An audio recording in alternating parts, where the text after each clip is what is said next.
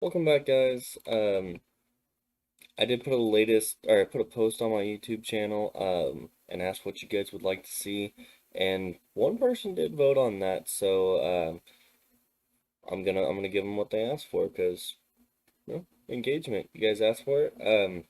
So as you can see on the screen, you asked for Star Wars theory. So here we go. So this theory is gonna be about the rise of the Sith Eternal. If you don't know what that is, those are the people in Rise of Skywalker that are in the crowd with Palpatine as he comes back. I'm gonna go ahead and dive into it. It's gonna be Rise of the Sith Eternal. So as you can see here, this is the concept art of Sith troopers from the official art book.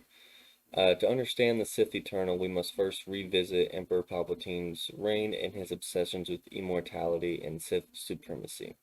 After his death on the second Death Star, many believed the Sith were finally eradicated.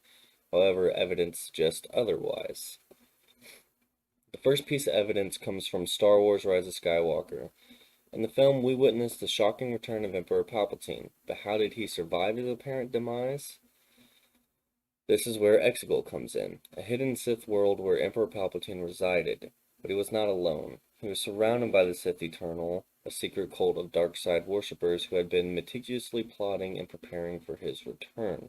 Now, basically, what he did is as he was falling down the reactor chute, or whatever you want to call that, he transferred his life essence into clones on Exegol. Um, and they are very weak clones that couldn't really contain his power because, I mean, he was one of the most powerful force-sensitive beings in the universe. Um, that's why, his body's crippling and decaying when we see him in the movie. But this brings us to the next piece of evidence, Sith troopers. These highly trained soldiers donning crimson armor were a formidable force in the final battle against the resistance.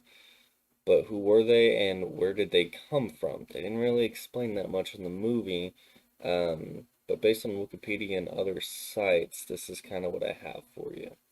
The Sith troopers were an elite military force cultivated by the Sith Eternal. They were trained by the ultimate weapons of the dark side, answering only to Emperor Palpatine himself. Now, whether they're referring to the Sith Eternal as, I think what they're talking about there is Emperor Palpatine's like cult of followers that were preparing for his return,